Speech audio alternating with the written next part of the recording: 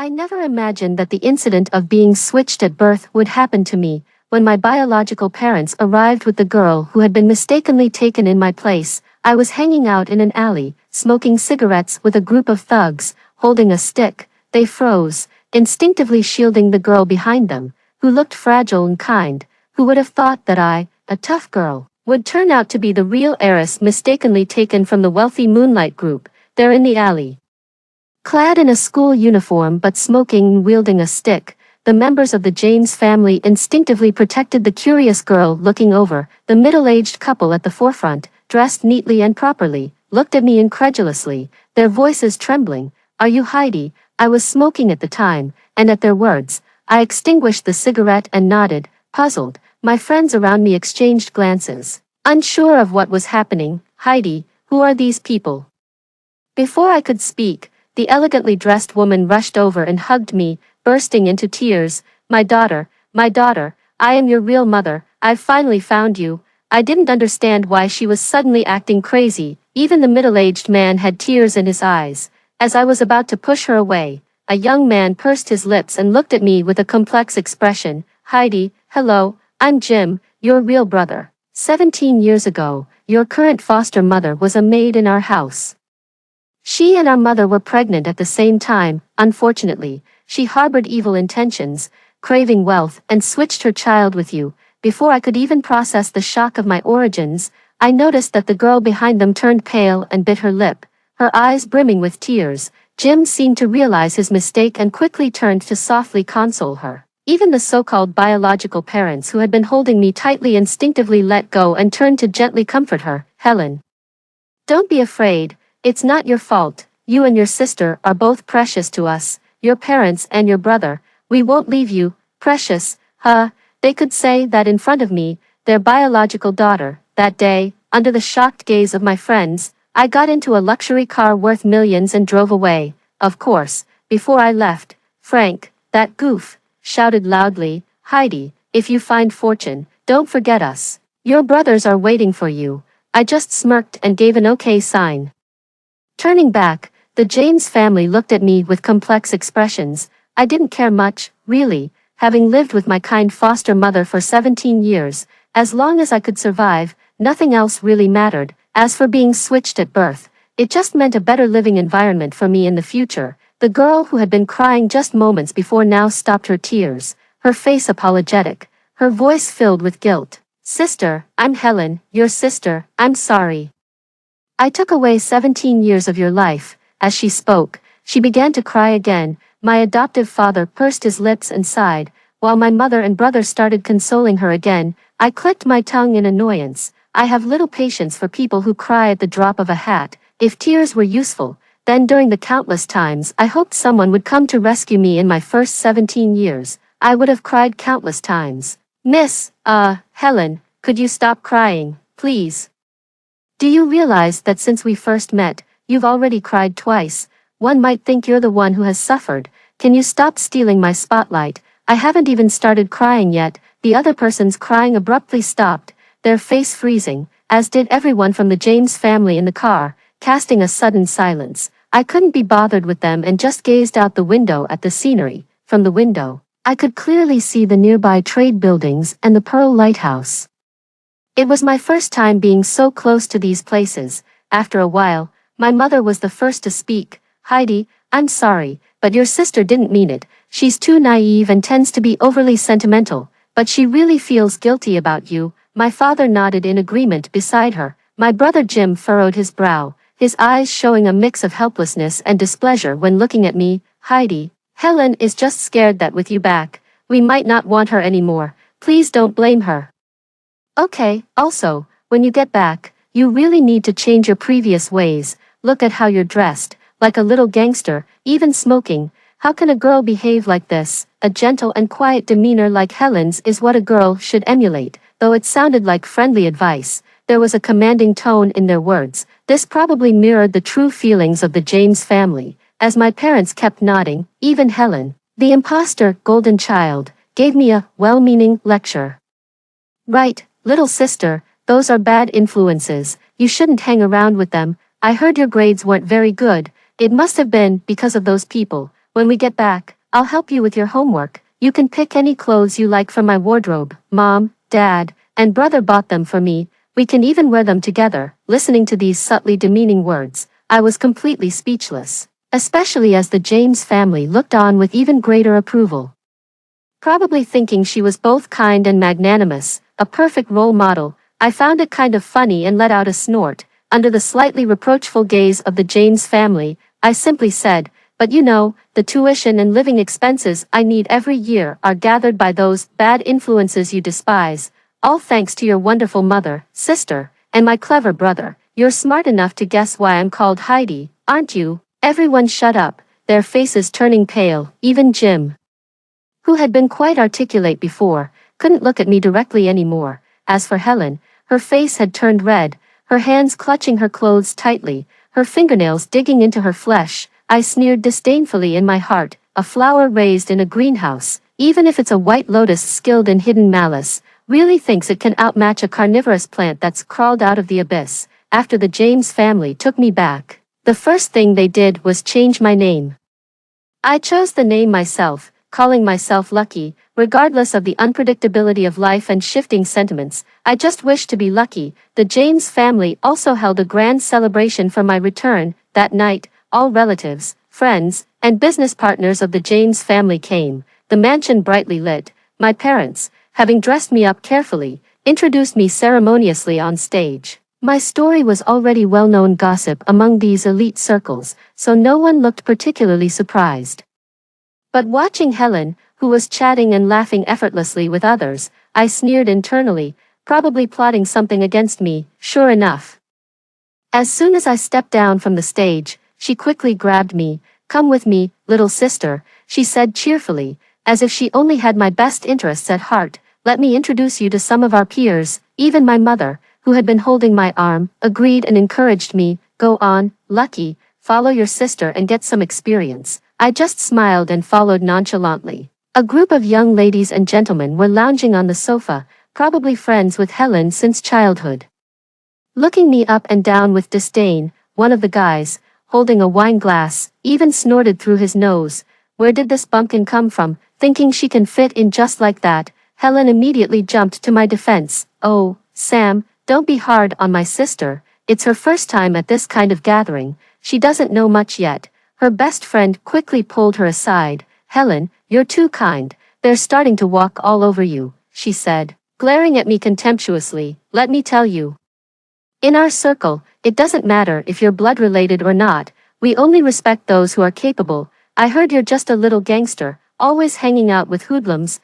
Watch yourself. Don't think you can challenge Helen's position. She's been handling some company matters for her brother since early on. Her grades are excellent, and getting into a top domestic university for the college entrance exam won't be a problem. You'd better keep your little schemes to yourself." I listened with great interest as they went on and on, expressing their disdain for me, and Helen, appropriately, speaking up for me. When this gaggle of chatterboxes finally shut up, I slowly said, "Are you done? If you fetch me some snacks and bring me a drink, I might forgive you."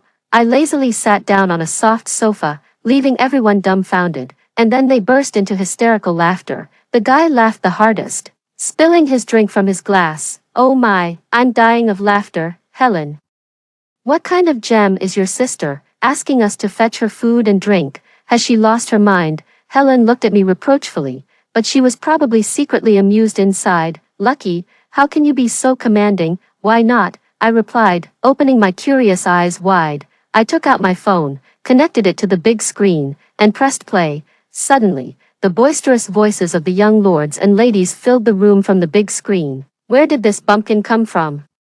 Did I hear she's a little gangster? Watch yourself." The laughter stopped, and the atmosphere in the venue turned icy as the elders and some significant business tycoons glowered darkly. The young lords and ladies turned pale, unable to utter a word. Of course, my dear, White Lotus sister was the palest of all. My parents approached with stern faces, silently looking at the elders of those young lords and ladies. Even my annoying brother Jim, though not genuinely smiling, stood in front of me in support. Helen stammered, trying to explain that she had tried to stop everyone from mocking me, but to no avail. My parents, ever soft-hearted, took her by the hand, telling her not to be afraid. I smirked inwardly, the irony not lost on me. Just moments ago, this arrogant crowd was now sheepishly being brought before me by their elders, all smiles. Oh, Lucky, my boy was talking nonsense. Don't be mad, I'll scold him when we get home. Yes, my girl too.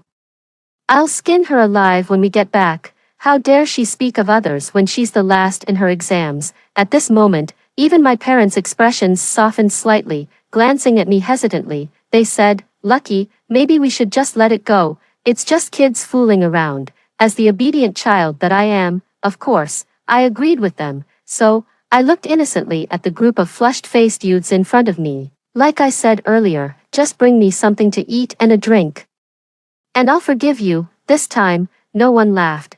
One by one, under the watchful eyes of many, they begrudgingly brought me food and drinks. Sipping my orange juice, I finally dropped a line. I forgive you all. I'm a magnanimous good kid. After that day, Helen never showed her smile again, and she became much more subdued when she went back. Unfortunately, I thought she had learned her lesson, but it turned out she was just brewing a bigger plan. At breakfast one day, I casually mentioned my foster mother, Judy. What are you planning to do about Judy? The members of the James family exchanged uneasy glances. Helen lowered her head, looking like she was on the verge of tears. My father was the first to speak, looking at me appeasingly. Lucky, people like her will meet their own karma. My mother chimed in, yes, getting our hands dirty over her isn't worth it. Jim quietly ate his breakfast. Staying out of the conversation, I spoke with a half-smile. So, you mean to say you're not going to pursue it? My parents looked embarrassed, unable to utter a word.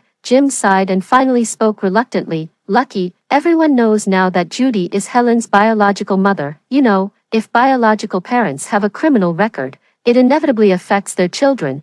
We would really like this woman to be punished, but not at the expense of involving Helen. She's innocent. Besides, Judy did raise you after all. It's difficult for us to pursue this. You understand us, right? Helen looked moved as she watched the James family. Her parents gently patted her hand, and her brother smiled at her warmly. It was a touching family scene. I scoffed inappropriately, disrupting the moment. Raise me, under their angry stares. I slowly rolled up my sleeves to reveal arms covered in scars and burn marks. My mother covered her mouth, tears welling up in her eyes. Even my father's lips trembled. Jim turned his face away, unable to bear the sight. Only Helen, biting her lip, clenched her fist. I continued to roll up my trouser legs, revealing legs full of whip marks. Seeing them tremble, I felt satisfied, smiled faintly, and lowered my clothes before dropping a line. I'm off to school, not joining you, sister. Carrying my worn-out bag, I didn't refuse the driver's offer to take me. It's foolish not to take what's freely offered, especially when it's a favor from the James family. But later, I thought maybe the sight of my injuries that day and the family's intense reaction finally made Helen truly determined. After all, if she wasn't harsh, she might never regain her place in this family. At school, when Frank saw me, he shouted excitedly in the hallway, Heidi, you're finally back. Our top girl at H High School is back. I've told him countless times to cut down on those dark movies, but he never listens. I really didn't want to deal with him. My classmates had all heard about my background, and they were shocked to learn that I was the true heiress of the Moonlight Corporation. Indeed, it was shocking. In my heart, I sneered. The true heiress of the Moonlight Corporation turned out to be a brash and domineering girl. Anyone would have preferred the gentle, kind, and outstanding false heiress. Frank had gotten so used to calling me Heidi that I couldn't be bothered to correct him anymore. Unsurprisingly, I pulled out a pack of cigarettes from his pocket. I've told you not to smoke at school. I guess you'll just pretend I didn't know once I'm gone, right? Frank approached me with a grin. Heidi, are you settling in well at your new place? Has anyone been giving you a hard time? I smirked and glanced at him. Who could possibly bully me? He scratched his head. So, Heidi, will you still hang out with us, or will those people look down on you? His voice grew softer and softer until he couldn't even look me in the eye. I scoffed and slapped him lightly on the head. Kid, what's with you? Didn't you say, never forget old friends amidst newfound wealth? Are you backing out already? What's there for them to look down on you for? Frank instantly perked up. His act exaggerated. If we stick with Heidi, we'll be living the good life. Yet, his eyes were tinged with redness. I chuckled, recalling the last time Frank cried. he had secretly taken 2,000 yuan from home and pooled it with some friends to pay for my tuition. When his parents found out and he refused to tell them what he used the money for, they assumed he spent it on cigarettes and girls, and he ended up getting a severe beating. His eyes were red then too, but he just grinned stupidly as he handed me the money. Suppressing the bitterness rising in my heart, I looked out the window at the distant blue sky and white clouds, my voice soft. I probably won't stay long in this new home. After school, I didn't head straight back to James' place. Instead, I took a leisurely walk alone to my old home. Standing outside the window, I casually watched a woman sprawled on the floor inside, likely drunk and lost in her own world. She didn't even stir when I kicked the door open. Her face was flushed with alcohol, and she was snoring loudly. I slowly moved towards the balcony, where my own little space had been ruined by her. I shifted a pot containing a long-dead fortune tree and retrieved something that had been hidden underneath it. It was a crude watercolor painting with 3 little figures. I carefully folded it and tucked it into my backpack, casting one last glance at the disheveled Judy and the place I had lived for 17 years. I left without hesitation. I wandered into a recycling station deep in an alley, where a middle-aged couple was busy sorting through waste. Inside the cramped room, a young boy was doing his homework by lamplight while his little sister quietly played with her toys, not disturbing her brother at all. Suddenly, she noticed me and her eyes lit up, ready to run over. I quickly hid, leaving only a spent cigarette butt on the ground. Soon, a puzzled male voice called out from behind me, "Jenny, what's wrong?" I watched the little girl gesture with her hands, her mouth opening but no sound coming out. The boy glanced at the cigarette but with a dim look, gently patted her head, and without a word, took her hand and they both went back inside. After watching for a while and noticing it had gotten dark, I hailed a cab back to the James residence. My mother asked why I was late. I nonchalantly said nothing. Helen opportunistically informed my mother that she had topped the class in the mock exams. We were both seniors. I was also first, but from the bottom. Seeing my mother's unhidden joy and relief, I lay on the sofa, reminiscing about a scene from my childhood. Mothers always like children who come first in class, so when I easily topped the class and excitedly handed Judy the certificate from my teacher, I thought she wouldn't hit me or let me go hungry if she saw I could be first. Sadly, she wasn't my real mother. What I faced instead was a furious Judy. Her face contorted as she viciously pinched my arm and cursed wildly. "Why do you deserve to be first? A wretch like you, worthy of first place." So thereafter, I always ranked last. Judy was happy that way. When she was happy, I got to eat and wasn't beaten. Unfortunately, her solo act should have ended by now. The night before the second mock exam results, Helen couldn't hold back any longer. In her pajamas, she stopped me at her room door with a smile. "Sister, can I discuss something with you?" I raised an eyebrow and followed her into her room. A maid was cleaning her room. By the large French window, Helen cautiously asked me, "Sister, could you possibly overlook what my biological mother has done?" I laughed coldly. "Why should I?" Her lips quivered, her face on the verge of tears. "The college entrance exam is coming up soon. If anything happens to my biological mother, it will affect me," she said, pleadingly grabbing my hand, seemingly begging. I tried to pull my hand away, but she held on tight. Suddenly, amidst the shoving, she grabbed my hand and pushed herself away with all her might. The force was so surprising that even I was taken aback. Then, with a loud crash, the huge floor-to-ceiling window shattered, and Helen, pale-faced as if she were a paper kite, fell out of the window. Yet, she flashed me a secretive smile that vanished in an instant. Falling from the second floor, she lay in the garden, surrounded by blooming white peonies that made the blood around her seem all the redder. The gardener screamed, and so did the maid cleaning the rooms. The James family stumbled into the garden, hearing the maid's frantic pointing at me. It was Miss Helen who pushed her. They seemed to have quarreled over Miss Helen's foster mother. I saw it. I saw Miss Helen pushing her mother, holding an unconscious Helen, wailed in tears, her eyes blurred like a swan grieving over her child. While my brother and the others rushed to call an ambulance, my father, furious, slapped me hard as I approached. I reeled from the slap, blood oozing from the corner of my mouth, yet I could still hear his disappointed roar. "Lucky, you're indeed still a hooligan. You'll never change your malicious nature." After the ambulance arrived, no one in the James family paid any more attention to me. they hurried to the hospital with the medical staff, with a fresh slap mark on my face. I pulled out a cigarette pack from my pocket, was about to light one, when it began to rain under the dark sky. Indeed, fate was unkind. Helen was really harsh on herself. I chuckled silently. Though we might be mortal enemies in this life, I think I still admire such ruthlessness, because with all the scars I bore, she clearly understood that unless she had scars more grievous than mine, she could never stand her ground in this family just by her birth mother. She thought to outmaneuver me. And I let her succeed. The next day, the James family returned, exhausted, father disheveled, mother tear-stained. Jim looked at me with disgust. He grabbed my arm fiercely, throwing me to the ground, his tone angry. Lucky, you should be thankful that Helen wasn't more seriously hurt. But she suffered a concussion and broke her leg. She can't even take the upcoming college entrance exams. We were wrong about you. You're just an ungrateful wretch. What does Judy's matter have to do with Helen? She hasn't even met her birth mother. How could you take it out on her? I'm telling you, you're coming with me to the hospital to kneel and apologize to Helen. I almost laughed out tears. Really? You want me to kneel and apologize to Helen? Why don't you first make Judy kneel and apologize to me? Jim looked at me coldly. That's between you and Judy. It has nothing to do with us.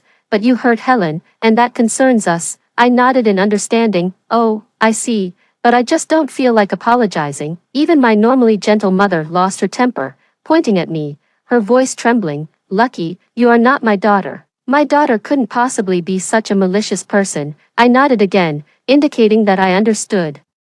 Father sat there, head bowed, lost in thought. I didn't want to argue with them anymore, so I simply and neatly pulled out the severance agreement I had prepared. Sign this and give me 1.8 million, and I'll leave, never to bother your family again. You've never really raised me, considering 100,000 a year. That's 1.8 million for 18 years. So, I guess even if I were covered in scars, it would cost hundreds of thousands, I said sarcastically. Stung by my tone, my mother turned away. Refusing to look at me any longer, silence enveloped us, but it was my kind father who took the agreement and signed his name without hesitation, then tossed a card to me. There's 2 million inside. Don't show your face to us ever again. Mrs. James and Jim looked at him disapprovingly, but he seemed truly determined to sever ties with me, his own daughter. I gathered the agreement and the card, grabbed my already packed small backpack, and left the house humming a song.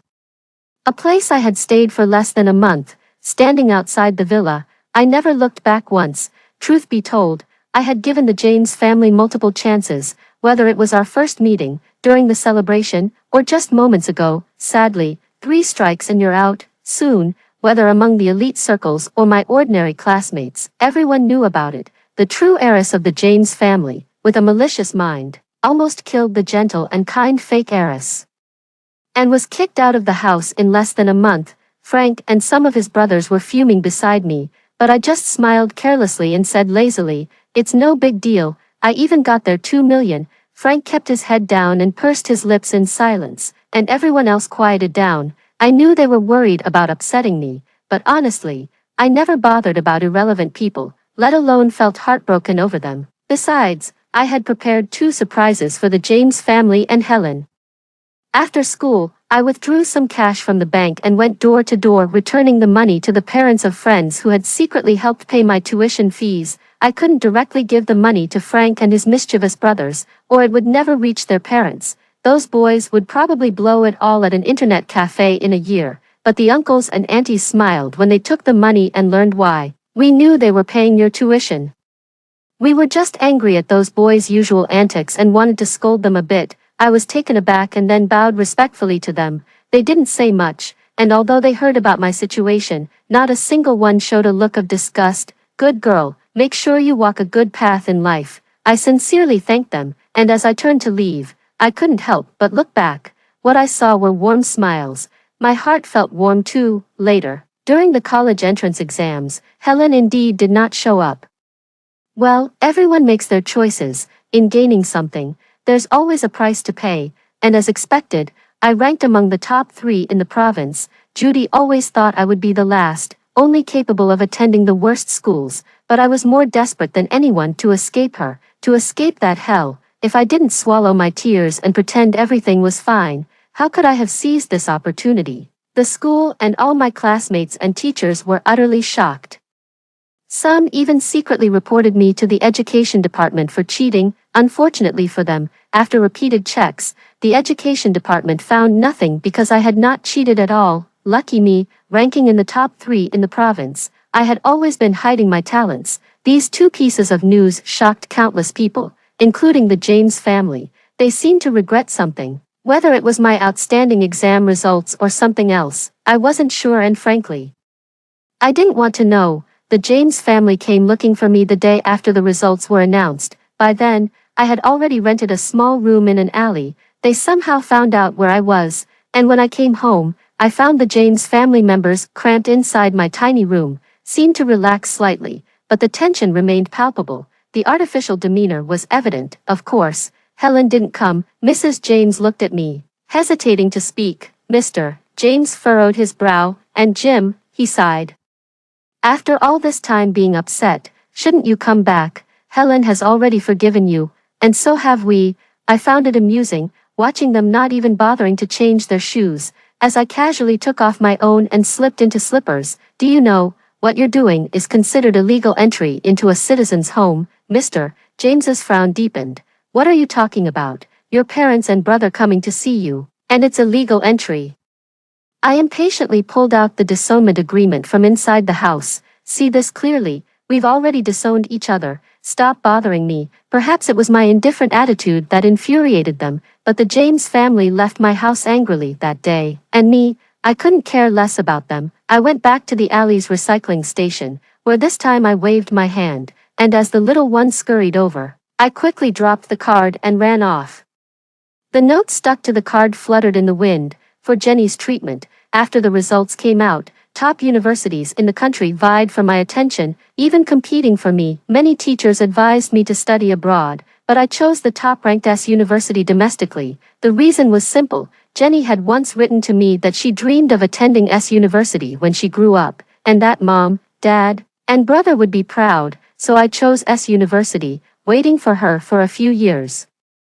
When Jim learned about my choice, he sent me a message. I had already blocked them, but he had numerous numbers. S University has a long history and a good academic atmosphere. It's a great choice. Mom and Dad want to host a celebration for your university acceptance. You should come home. I scoffed, but this time I didn't refuse.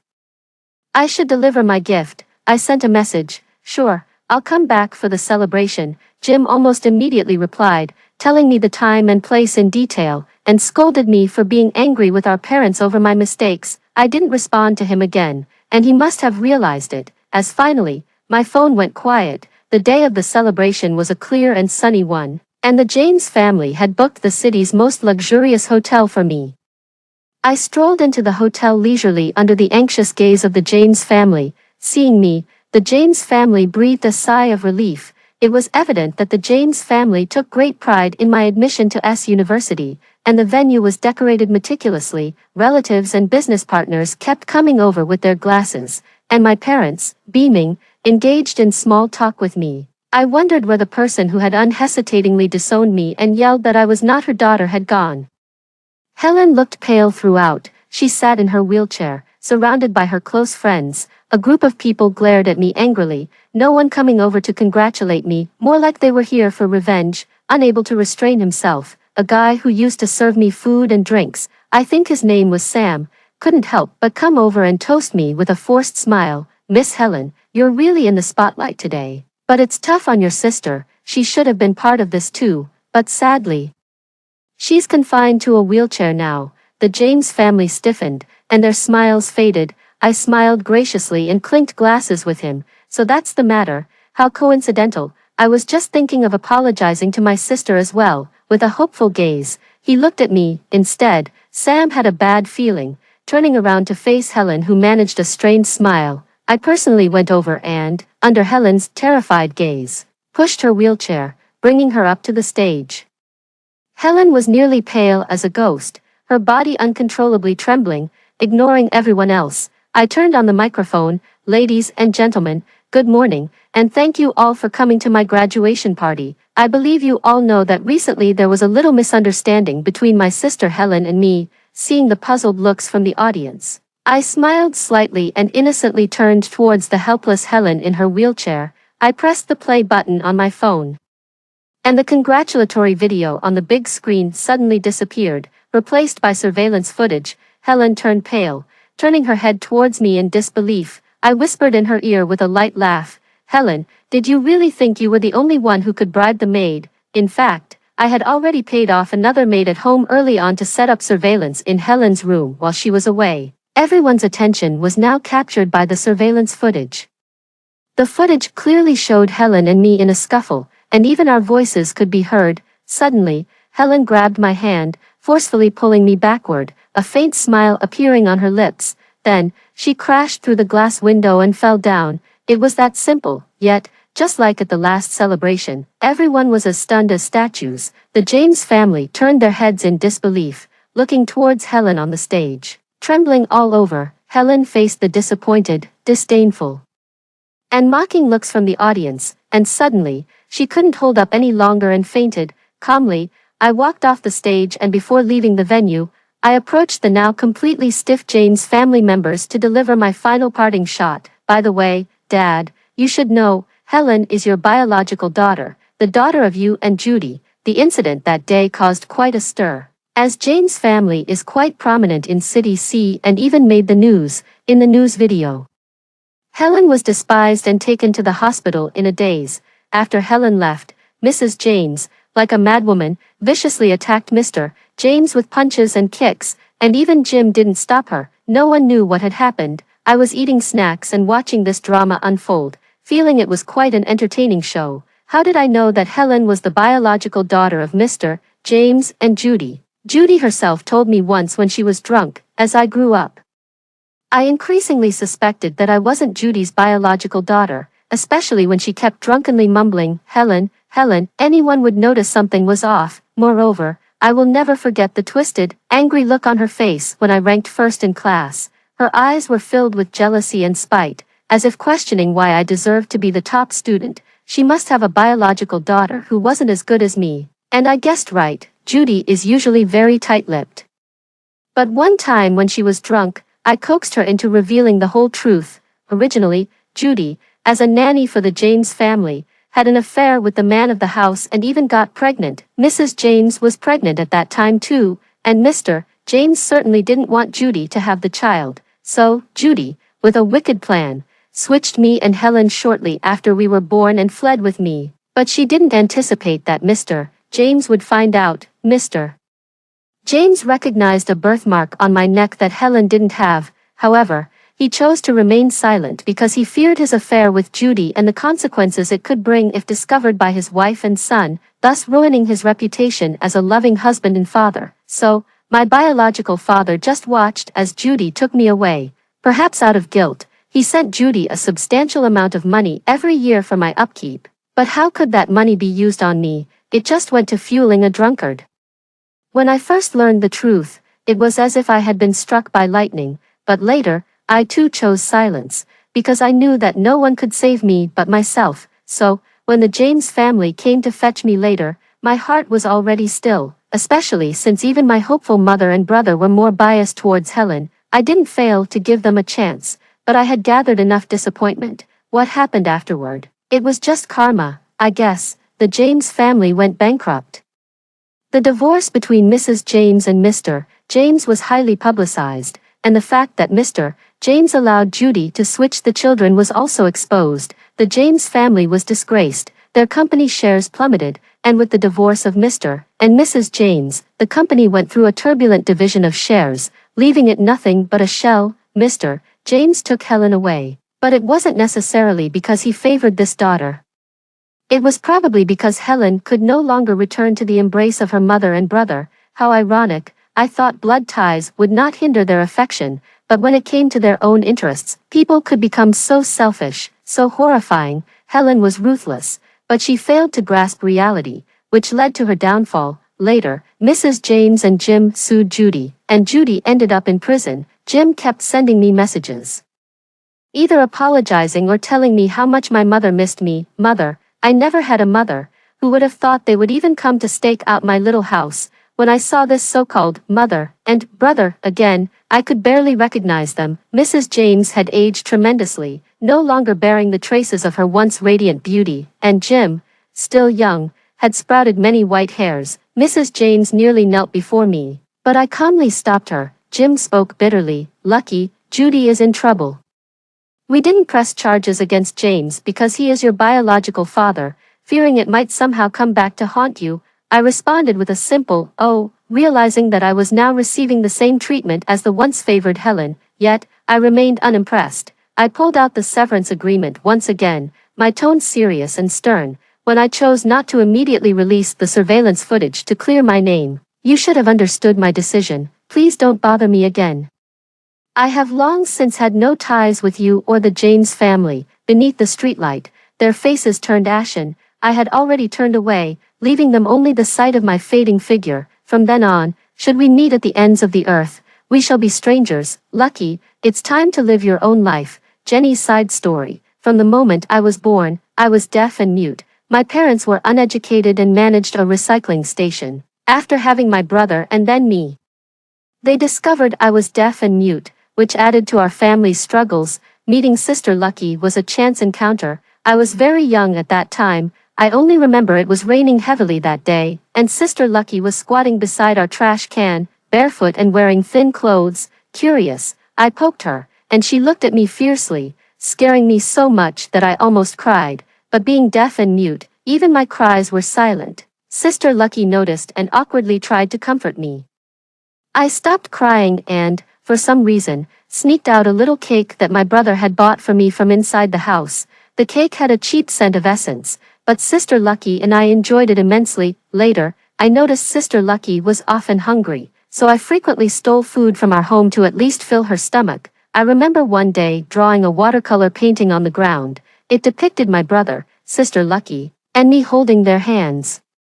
Sister Lucky was still hiding behind the trash can, watching me draw.